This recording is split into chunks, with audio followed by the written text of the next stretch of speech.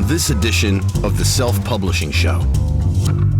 At the end of the day, you're telling a story, and you're telling that story whether you're writing fiction, non-fiction, a sales email, a cover letter, you're telling the story of you. And the same principles apply in terms of clear and concise writing that engages the reader and makes them want to carry on reading.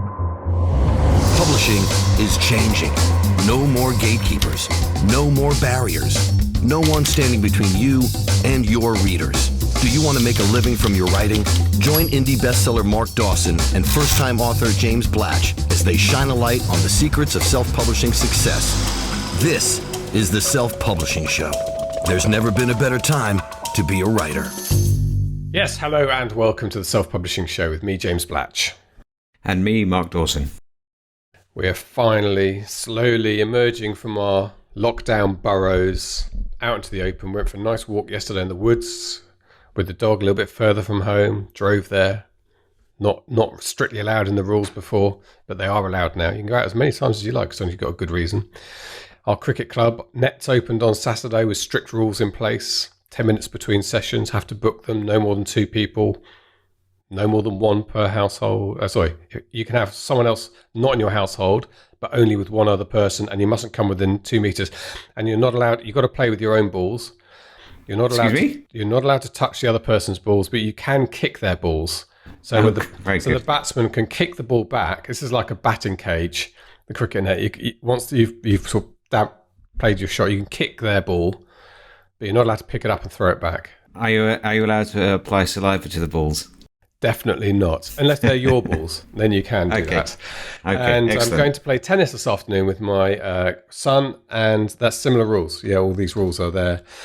Sort of feels like this might be the new normal for a bit, but some of the figures, we'll just do a little bit of COVID at the beginning here, because it's obviously the subject that's in everyone's mind. Some of the figures in the UK, the death toll went down quite a lot, although Mondays is normally a spike because the stuff comes in over the weekend. Sundays and Mondays are slow, Tuesdays is a spike. Yes, Tuesdays is a spike.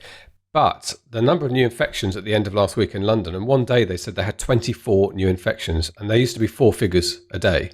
So that's a dramatic difference if that's the case. So some normality approaching, but normality will not be what it was before until we have some sort of way out of this vaccine sort of solution.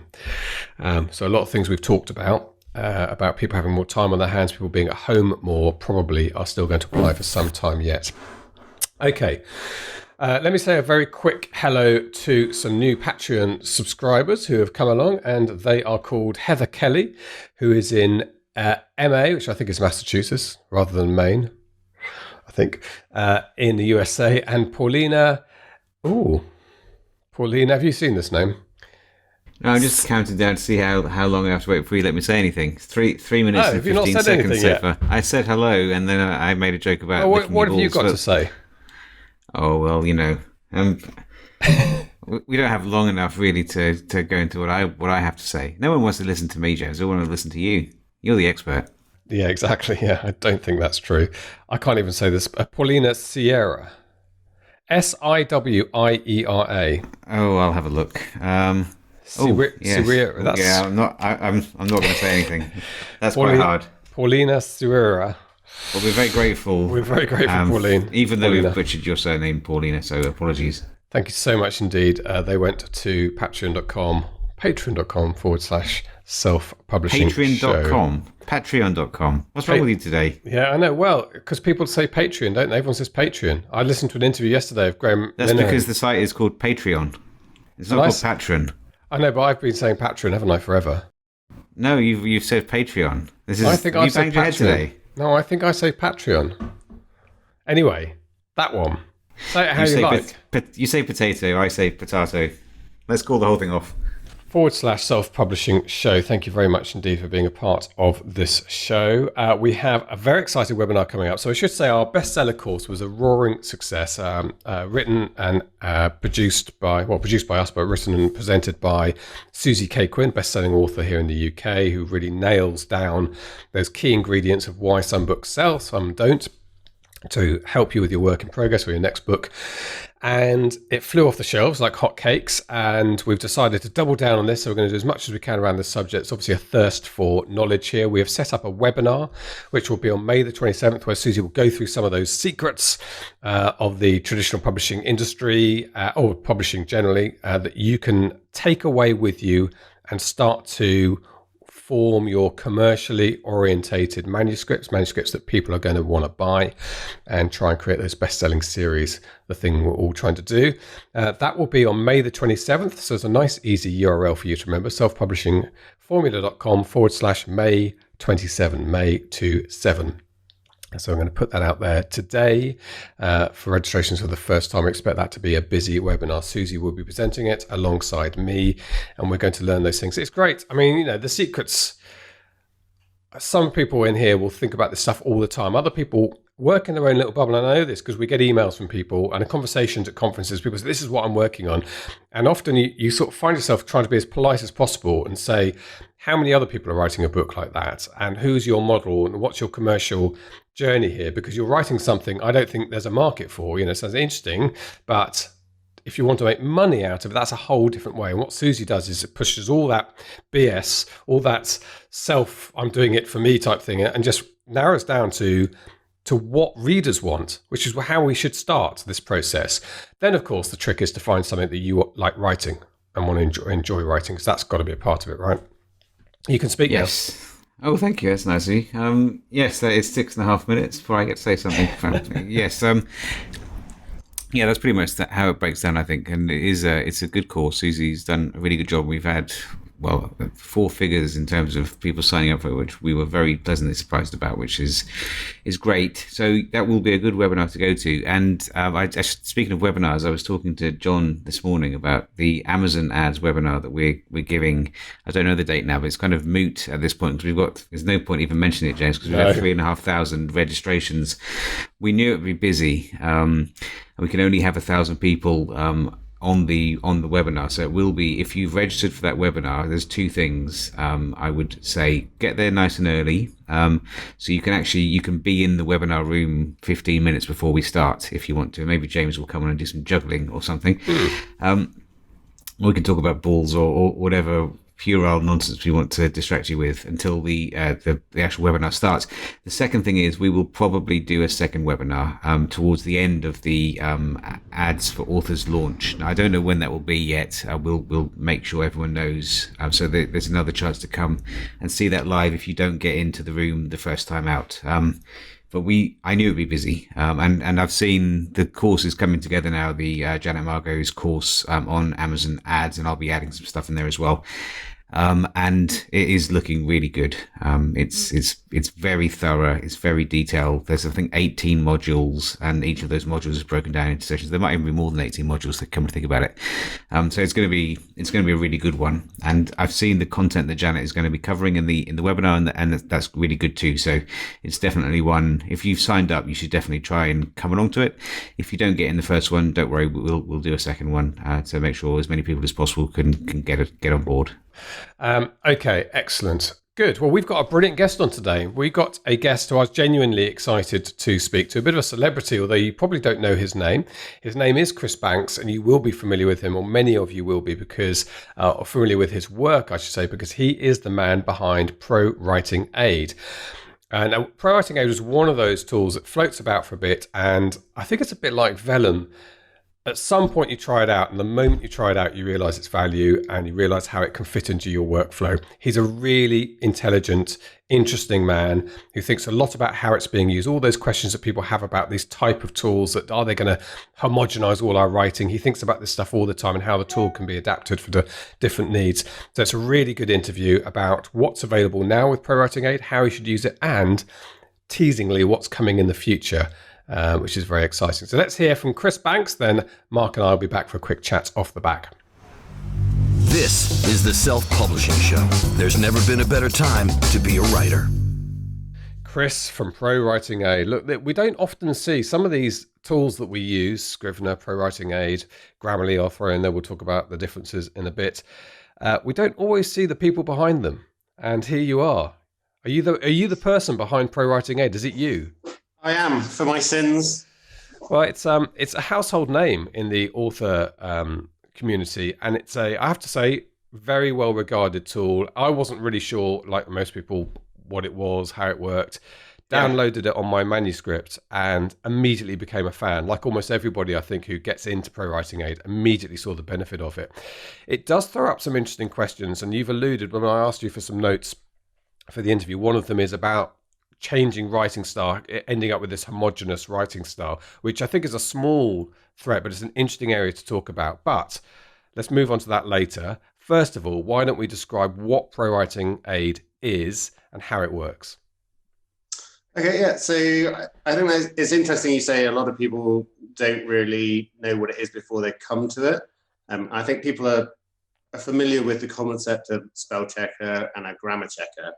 And so ProWriting Aid is something that goes well beyond that. So it does include spell checking and grammar checking, but the idea is that it's more of a teaching and feedback tool.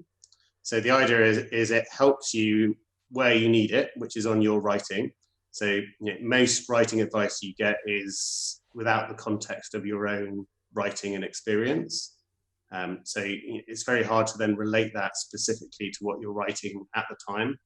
Whereas ProWriting Aid is giving you real-time feedback on your writing and providing resources for learning at the same time. So the idea is that you might not know it, but nobody's a perfect writer, right? And nobody in the world wouldn't benefit from learning something. I always say, even top tennis players, top football players have coaches. And there's a reason for that, because you need an outside feedback mechanism. And so the idea is that ProWriting Aid is that. It provides you with feedback on your writing. It helps create a positive feedback loop, where it's questioning the things you're writing. It's making you think, is that the best way that I could be expressing the ideas that I want to get across? And it's helping you achieve a better level of writing through that. Yeah, and that's an interesting observation at the beginning about you get taught, you read stuff on how to write and how to use good grammar and all the rest of it. But as you say, doesn't take into account what you're actually doing. What ProWriting Aid can do quite quickly is surprise you with things you didn't know you were doing, like repetition of words and so on. So it's feedback, as you say, directly on what you're doing. Yeah, and I always think, again, I really love sports, skiing and tennis. And one of the key things for me when you're trying to improve at sports is getting feedback in terms of a video image of yourself. Because what you find as soon as you see video is that what you're doing it's not what you in think. real life is completely different from what you actually think. Yeah.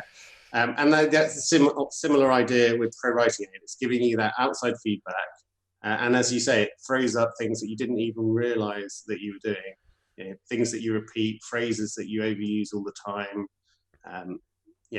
Your penchant for the passive voice, that kind of thing. Yeah, I'm pretty certain I do look like Alberta Tomba in real life. So don't video me and disabuse me of that image. Okay, let's talk about how it works then. So when I got it and I was reading through the instructions, the first thing I noticed is it works better in chunks. So maybe a chapter or a scene at a time rather than the entire. It can do the entire manuscript, but it seems to work better. So you load up a chunk of text, and we'll perhaps talk technically about how it links in with Scrivener, etc. later. But you load up a chunk of text, let's say a scene, and then what is it going to tell you? So again, it really depends on what you're writing. So there's different reports that are designed for specific types of writing. And we have things that are specifically for fiction writers. There's reports on dialogue and dialogue tags, on pacing, not putting too much backstory in all at the same time and creating a kind of blockage for your reader. And there's also reports that are aimed for academics and for business writers as well. Even if you're just writing an email to your publisher or trying to get a publisher, we can help with that as well. So there's a wide range of reports. There's about 20 reports, and it's very much at the beginning a kind of a learning experience, like which reports work for you. and your particular writing style, because I think everybody has their own strengths and weaknesses. So there's a summary report, which is a great place to start. And that runs a broad selection of all the reports, and then it aims to give you key actions, which we think are the main things that will help improve your writing. And that is a theme that runs throughout the tool, is that we realize that people only have a certain amount of time to work on whatever they're writing. If it's an email, it might be a couple of minutes to improve it. But if it's your novel, it might be that you want to invest a lot more time in improving it, so you'll go into greater depth. But we always try and point you at the areas of your writing where you'll get the most reward in the least amount of time.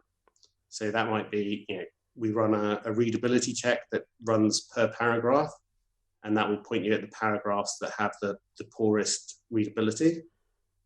We have a report that runs something called sticky sentences, which is one of my favorite reports. And that points you at specific sentences that the reader might find hard to read.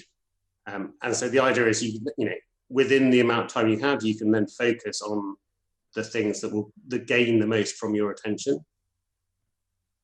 Yeah, and behind all this is some obviously quite technical artificial intelligence that's reading sentences, spotting things that humans would find more difficult to read and suggesting a more efficient way of reordering the words. Yeah, I think a lot of what we do, actually, you can do yourself. Say, for instance, passive voice. You could go through your entire document and you could find every instance of the passive voice and say, okay, I'm going to rewrite this in the active voice. But that would take you a long time, right? Because you'd have to read through the whole document and underline every passive voice and then edit it. Whereas you can run our passive voice checker and it will do it in 3 seconds. What it would take you, the time that it would take you to read your whole document through. And similarly with other things, you could go through and find every adverb in your text and then look at changing it. Whereas what we'll do is we'll go through and we'll highlight every adverb and then we'll suggest replacements for the adverb and verb combination to help you. And that saves you the time of having to go away, find the adverbs in the first place, and then get out of the thesaurus and think, okay, what is a good combination that will give me a stronger verb so I can get rid of this adverb? Similarly, with the readability, you could, by hand, go through and crunch all the numbers on how many syllables in a sentence and then work out the readability yourself. But you'd end up wanting to kill yourself because it would be so boring. So we're just taking a lot of the work out of the process of editing. The investment is, or the saving of your time is huge, and that's the aim, right? Is to it's not supposed to replace a human editor, but it's supposed to help you improve it before you send it to an editor, so that you get more value from the editor as well, and you don't lose yourself in the editing process, which I think can happen to a lot of people, that they spend so much time in editing that in the end they just give up because it's such an overwhelming task. Yeah. Yes, I know that feeling. So the question then arises, and this is something you identified yourself as a talking point, is if we all use ProWriting Aid and we all accept more or less the offers of reordering sentences, is it going to dampen down our individual voice, the spirit in our individual voice, and homogenize all our writing? The answer to that is definitely not. It's not designed to homogenize writing. And what we often do is we just take the meaning that you've created and help you reword it into a better form. And actually, sometimes we can't even suggest how you should reword it. So, for instance, the sticky sentences, all it's doing is saying this sentence needs looking at, and then it's up to you, because often to fix sticky sentences requires a bigger rewrite of the sentence than a machine can actually do. So there, as I said, it's designed as a positive feedback loop. So it's taking your style and helping you amplify it and make it more impactful. It's not taking it and turning it into this sort of homogenized commodity writing. Does this work for all types of manuscript? About non-fiction? Yeah, definitely. As I alluded to earlier, there's reports that are for all different types of writing. And I think people often think of nonfiction and fiction as very, very different. But at the end of the day, you're telling a story.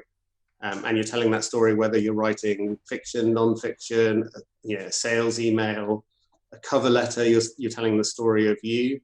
And the same principles apply in terms of clear and concise writing that engages the reader and makes them want to carry on reading.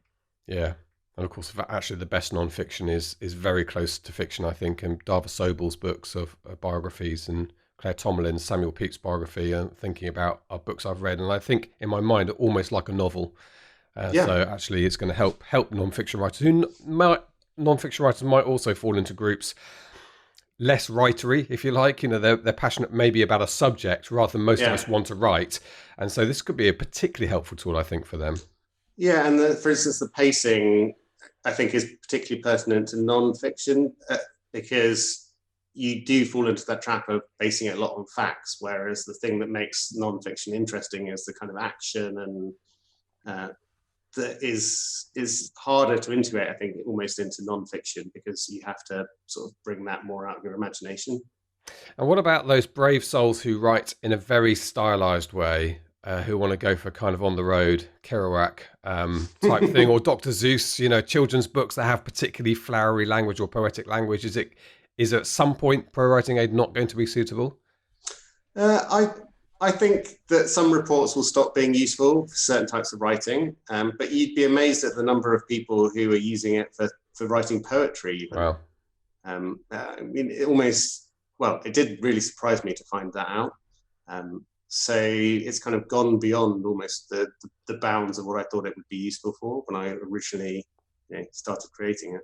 And how does it work in terms of the? So most people write in Scrivener. I think as far as I can tell, the kind of standard workflow for people is they often start in Scrivener. They end up moving to Word because editors tend to like Word.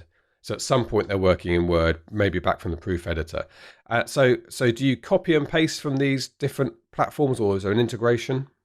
No, we always say that people want to write where they want to write, right? And there's hundreds of different writing environments out there. Some people like sort of minimalist, some people like the power of Scrivener.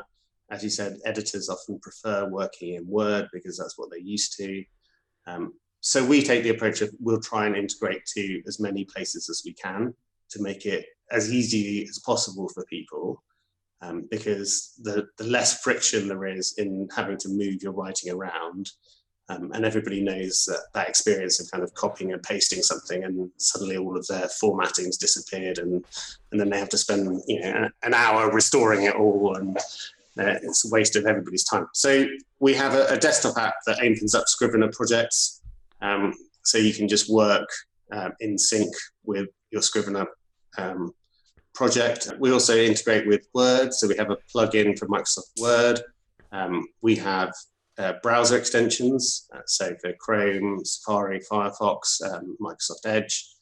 So we try and take it to wherever you're writing and make it as easy for you to use the product as possible. Good. We should also say how much it is. I know you have you do discount it from time to time, so it's worth looking out for that. But what are the price points? So we have a year license, which is 70 US roughly. And then we also offer a lifetime license, which is something that a lot of people don't do. I know a lot of people don't like paying like annual subscriptions. So we've got a lifetime license at $240.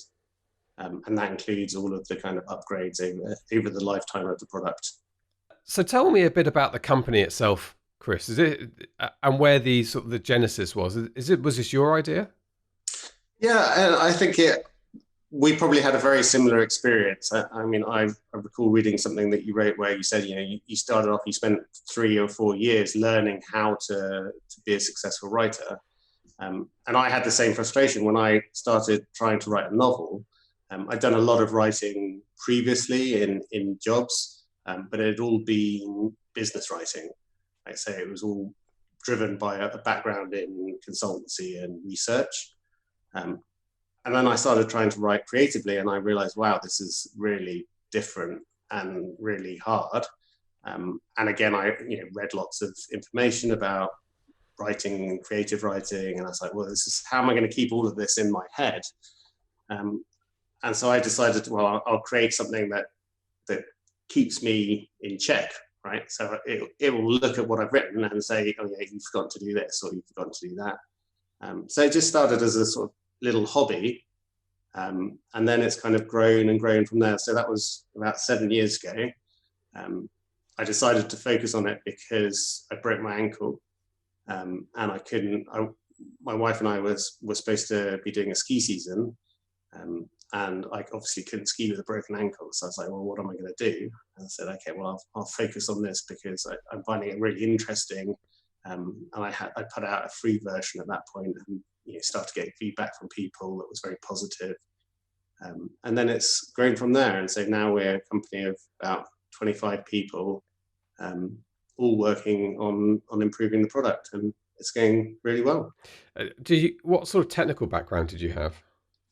I had a mixture. Obviously, I've been writing a lot of research, and that involved a lot of data analysis. And obviously, so some of that involved using computers. So I had that background, but obviously with the writing combined. So it was sort of that combination that allowed me to create a tool to help myself. That doesn't sound to me like you had a sort of software programming background. How did you set about creating, or did you instruct coders to do this? No, I did it. I started myself, and I've had some. So, for instance, when we were doing research, we'd put out these big reports, that were sometimes kind of 200 pages long, but they had a lot of kind of formatting. So we create tools to help us do all the formatting and automate all of the boring side of writing these large reports. So I'd learned more of the technical side through doing that. And then this is kind of a natural extension of that. So instead of just doing the formatting, it's actually helping with the text as well. Yeah. Now, what about the future, Chris? There's a lot of talk about AI at the moment, and there's other tools coming up into the market now that can apparently tell you whether your novel aligns with best-selling novels in terms of its pace and structure, that sort of thing happening.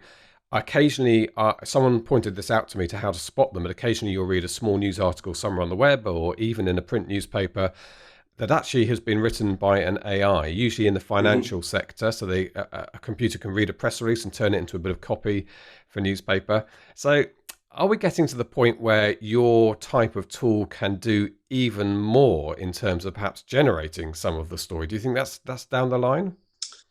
I don't think we'll do more in terms of generating stories with creative writing, but I think that where we want to focus, and the area that I find particularly interesting, is the idea of computational creativity.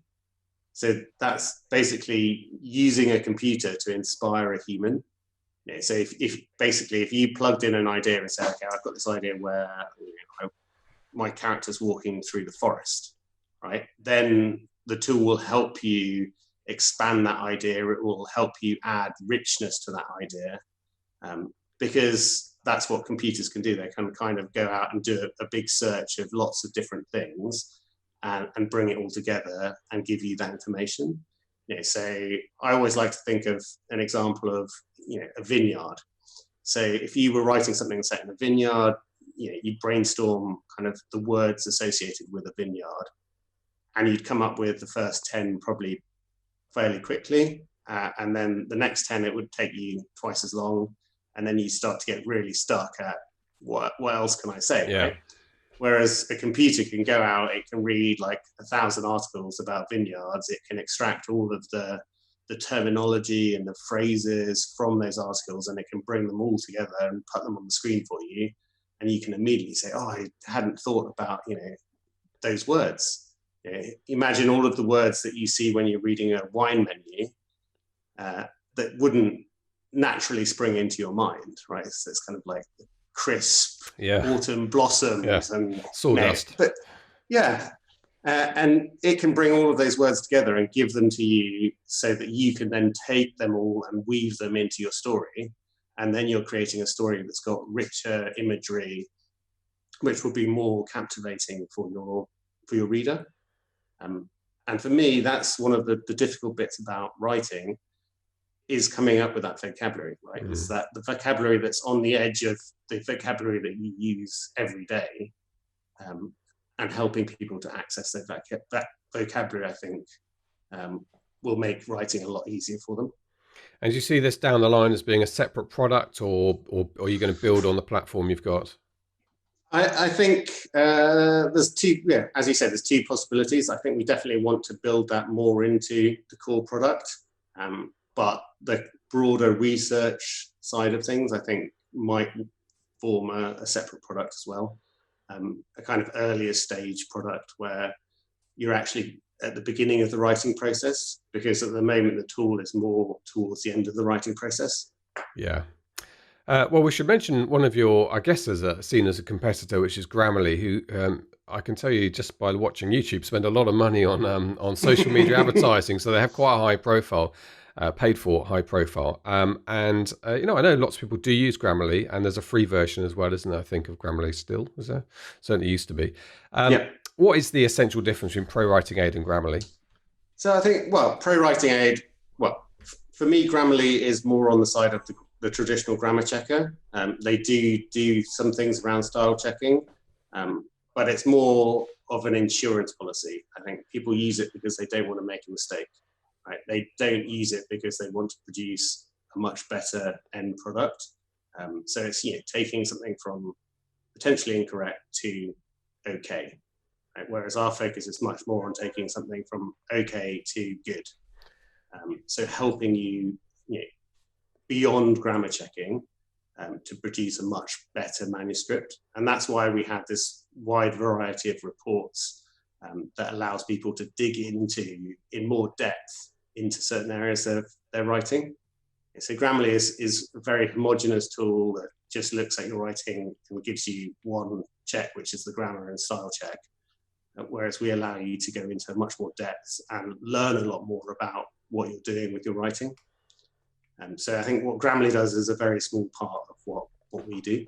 Yeah, I mean, I'll let you answer that, but I could have answered that question because I've used both, and I'm a big fan of ProWriting Aid. And actually, it's chalk and cheese. Once you start using ProWriting Aid, you understand what that product does and how it can help you. And Grammarly is just, as you say, a small part of that. It's an enhanced spell checker that does a little bit of grammar. And frankly, I think Word does grammar as well, doesn't it? Always has had a feature in there. So yeah, and I think it's interesting because it goes back to where we started this, where you said, people don't understand what your tool is. And I think that's, grammar checking is the path into starting to use the tool. And a lot of people discover ProWriting Aid because it incorporates grammar checking. And then they realize how much more it can do. And then that's when they start to get the real benefits from the tool and they become advocates of the tool. Yeah. And I think that's one of the things that does happen with ProWriting Aid. I think the people who use it become advocates of it. And I see that in our community in posts. It is something once you start using, people become firm fans of. So I would, I'd recommend people have a dip into it. Do you do a free trial or anything like that? I can't remember. Yeah, I mean, because we realize that everybody wants to write, and obviously some people don't have the financial means to be able to tell their stories. We have a completely free version, which just has limited functionality, so you can't use any of the add-ins, but you can use it on the web, and that works for a lot of people. And then we have a premium version which gives you access to all of the plugins and unlimited word counts and those kind of things. Okay, and apart from Googling ProWriting Aid, which I'm sure will get to you, where's your home on the web? ProWritingAid.com. Which makes sense. Okay. Yeah, nice and easy. Well, that's what it says on the tin. Yeah, exactly. Didn't do anything clever there, too clever. And you're writing yourself, Chris? I write every day, obviously, as part of my job. The novel has kind of taken a bit of a back seat. Oh, so you and I really are quite similar in that sense.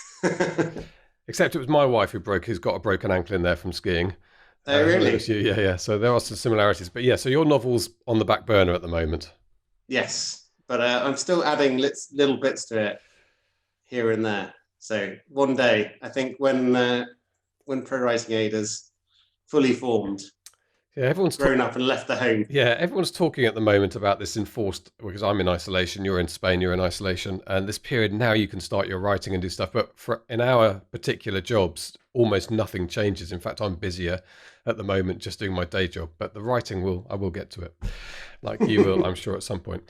Great, Chris. Well, look, it's really, really interesting to talk to the man behind a product that I'm familiar with, and I know lots of people are, and I hope lots of people listen to this particular episode who haven't heard of ProWriting Aid will have a look into it, because I do think it's something that enhances your writing. I think it really does, and it will point out things you don't realise you're doing wrong that just get in the way of you telling the story, just stop you. Those clumsy sentences, which we all write from time to time, and they look quite beautiful.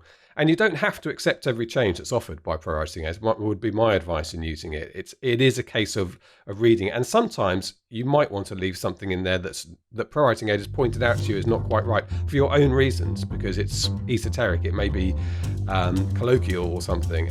But it's good to know that, to make that as a positive decision, not as an accident. Yep, and I do it myself. Sometimes I ignore our own advice. Yeah, there you go, from the man himself. Well, Chris, thank you so much indeed for joining us today. It's been really interesting, and as I was saying, I hope people who have not heard of ProWriting Aid will give it a try, because personally I think it's something that really can enhance your writing. This is the Self-Publishing Show. There's never been a better time to be a writer. Yeah, do you use ProWriting Aid, Mark?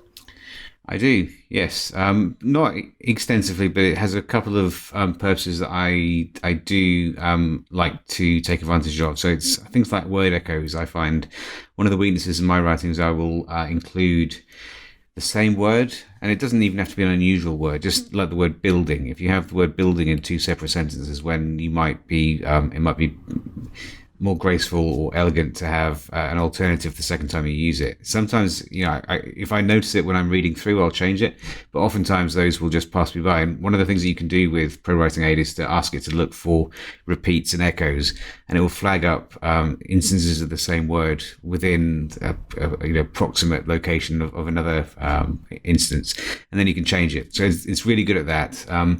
In a kind of if I had an ideal workflow, and it never really works like this, but kind of, I think a really useful thing to do would be to run a manuscript through your beta readers, and then run it through copy editor first of all, then your beta readers. I then put it through a proofreader to make sure that I haven't introduced new errors in the edit.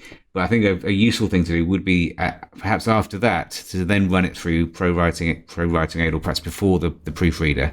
Just gives it another filter to go through before you pass it to a final checker, and then you put the book live. I think that would be a very valuable inclusion in a workflow. Yeah, there's some exciting stuff in the world of AI, which I know you're not a massive fan of, but there's, in the technical world of analysing. Well, I am, when it's done properly. Yeah, well, we'll see. All coming down the line. Chris Banks, what a really interesting guy. I wonder if we should do, well, definitely if he's got time, he's the sort of guy we could do more with in the future, potentially even a webinar on. I think there's a lot, probably a bit like Scrivener stuff under the bonnet and hidden away in the menus in Scrivener that people don't always realise. Probably it was, without question, the same with ProWriting Aid. So I'll get back in touch with Chris after this interview. I know this interview is going to go well. Yeah, it's funny, those words. I mean, you say that, and that's good self-awareness. But it does jar more when it's a slightly more unusual word, isn't it? Someone picks up, and you find that actually quite often in writing. I mean, Dan Brown, who's, I know he's always used as the joke author on it really annoys me on films and TV episodes. Oh God, do you read Dan Brown? And every editor you ever speak to loves him, because they understand how hard it is to write a book that you can't put down like that, quite rightly. But you read his books, he does, and I think you used the same expression actually in your early Milton books. Milton or your characters never got in a car and drove off. They always gunned the engine. And that's a lazy cliche. His character definitely gunned the engine every single time he got into his car for a bit. But lots of authors do that, and it's technology now enabling you, because it's a big unwieldy thing, a manuscript, right? It's 100,000 words if your one's half the size of mine. And actually, that's a daunting prospect to think, looking at this Word document or Scrivener and thinking, I wonder if I repeated a few words. You do need you do need technology to help you. The only way you can pick it up yourself is the times it makes me grit my teeth is when I'm listening to one of my audiobooks back, and when you listen to it that way, it's very obvious. So you can actually get your computer to read the book back to you, and that's a way of catching those. But for me, I don't really have time to listen to a robotic voice for 8 hours to read through a book. So any way that I can abbreviate that process and make it more convenient is a win. So ProWriting Aid enables you to do that, and of course it does tons more than just that. There's lots of things that it does, but that's just one particular use that I've got a good value out of. Yeah. Excellent. Good. Well, thank you very much indeed, I should say, to Chris Banks, our guest today. We'll definitely try and do more with Chris if he's amenable. I think from memory he was down in Spain or somewhere. I think it's where he lives now, and was locking down as we started that interview at the beginning of this process. That's how long this has been going on, because our interview sits for a few weeks on the shelf. Starting to creep into that era. You're going to start to hear COVID mentioned in the interviews a bit more. Changes our landscape, hasn't it? Just a little bit. Yeah, this is the first full day I've had in the office for about 2 months. So we've got a tutor in for the kids, and she came in this morning. I just had a text from my wife saying it was amazing. The kids have done all their work before lunch. They're now sitting in the sunshine. It just goes to show they won't listen to us. No, and they'll moan and complain when we tell them to do things. But you introduce someone who's they don't know, and they're not going to be rude to, and amazing things happen. So that's probably the best. I don't even know how much it's costing us, but it's not cheap, but it's going to be the best money that I think I've spent for some time. That's how that works with parents and outsiders. Yes. Oh, the other thing I was going to say is that we don't know at this stage. It's still very early days as we come out of the strictest measures as to where the conferences are. I think Thrillerfest are already gone online. I'm being interviewed for that next week. There you go. So yes. they're doing an online version of it.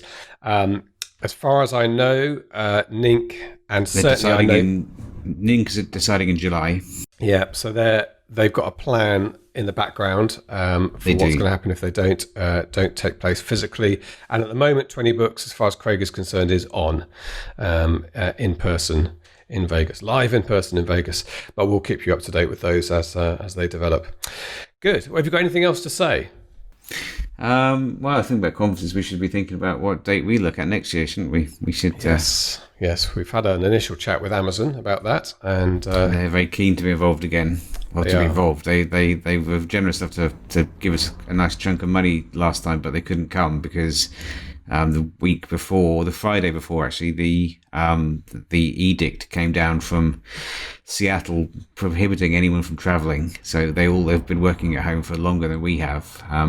But they are interested. Well, they want to sponsor again, and they want to come this time. So we are looking. I think it'll be the summertime, won't it? It'll be kind of summer next year. Which is going to be a little bit of a gamble for us because we could book the venue and be responsible for paying for it. But then if we have to cancel it, we won't have any insurance. So yeah, it's going to be an interesting time for people in live events, I think. And we are looking, because of the size and scale of it next year, we are looking at venue costs of around $75,000, which is a reasonable chunk of change to lose if we don't go ahead with it. So yeah. Food for thoughts. Okay, well, we're working on that in the background, and again, we'll let you know, of course, as soon as there's tickets available for that. Okay, Mark, thank you very much indeed. I think all that leaves me to say is that it's been that it is in fact a goodbye from him and a goodbye from me. Goodbye. Get show notes, the podcast archive, and free resources to boost your writing career at selfpublishingshow.com. Join our thriving Facebook group at selfpublishingshow.com/Facebook. Support the show at patreon.com/selfpublishingshow. And join us next week for more help and inspiration so that you can make your mark as a successful indie author. Publishing is changing, so get your words into the world and join the revolution with the Self-Publishing Show.